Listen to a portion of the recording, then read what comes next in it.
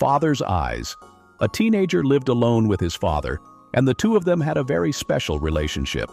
The father believed in encouragement.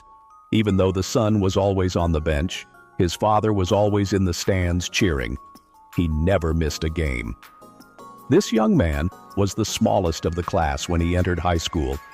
His father continued to encourage him, but also made it very clear that he did not have to play football if he didn't want to. But the young man loved football and decided to hang in there. He was determined to try his best at every practice, and perhaps he'd get to play when he became a senior. All through high school, he never missed a practice or a game, but remained a bench warmer all 4 years. His faithful father was always in the stands, always with words of encouragement for him. When the young man went to college, he decided to try out for the football team as a walk-on. Everyone was sure he could never make the cut, but he did.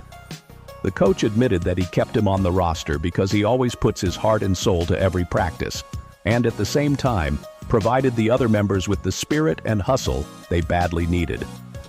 The news that he had survived the cut thrilled him so much that he rushed to the nearest phone and called his father. His father shared his excitement and was sent season tickets for all the college games. This persistent young athlete never missed practice during his 4 years at college, but he never got to play in the game.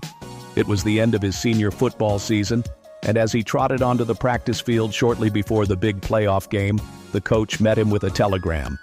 The young man read the telegram, and he became deathly silent. Swallowing hard, he mumbled to the coach, "My father died this morning. Is it all right if I miss practice today?" The coach put his arm gently around his shoulder and said, "Take the rest of the week off, son, and don't even plan to come back to the game on Saturday." Saturday arrived and the game was not going well. In the third quarter, when the team was 10 points behind, a silent young man quietly slipped into the empty locker room and put on his football gear. As he ran onto the sidelines, the coach and his players were astounded to see their faithful teammate back so soon. "Coach, please let me play. I've just got to play today," said the young man. The coach pretended not to hear him. There was no way he wanted his worst player in this close playoff game. But the young man persisted, and finally feeling sorry for the kid, the coach gave in. "All right," he said, "you can go in." Before long, the coach, the players, and everyone in the stands could not believe their eyes. This little unknown, who had never played before, was doing everything right. The opposing team could not stop him. He ran, he passed, blocked, and tackled like a star. His team began to triumph. The score was soon tied.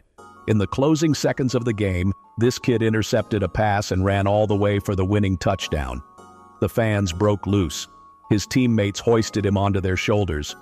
Such cheering you've never heard. Finally, after the stands had emptied and the team had showered and left the locker room, the coach noticed that the young man was sitting quietly in the corner all alone. The coach came to him and said, "Kid, I can't believe it. You were fantastic. Tell me what got into you. How did you do it?" He looked at the coach with tears in his eyes and said, "Well, you knew my dad died, but did you know that my dad was blind?" The young man swallowed hard and forced a smile. "Dad came to all my games, but today was the first time he could see me play, and I wanted to show him I could do it." Butterfly and cocoon. A man found a cocoon of a butterfly. One day, a small opening appeared. He sat and watched the butterfly for several hours as it struggled to force its body through that little hole. Then, it seemed to stop making any progress. It appeared as if it had gotten as far as it could and it could go no farther. Then the man decided to help the butterfly, so he took a pair of scissors and snipped off the remaining bit of the cocoon. The butterfly then emerged easily, but it had a swollen body and small, shriveled wings. The man continued to watch the butterfly because he expected that, at any moment, the wings would enlarge and expand to be able to support the body, which would contract in time. Neither happened. In fact, the butterfly spent the rest of its life crawling around with a swollen body and shriveled wings. It never was able to fly.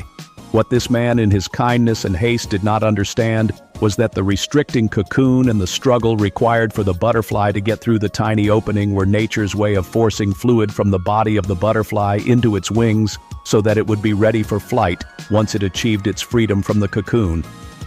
Sometimes struggles are exactly what we need in our life. If nature allowed us to go through our life without any obstacles, it would cripple us. We would not be as strong as what we could have been, and we could never fly. So viewers, we hope you like the stories today. If you like the stories, then do not forget to like the video. If you are new to my channel, then subscribe to the channel. Press the bell icon and turn on the notification to all. Goodbye.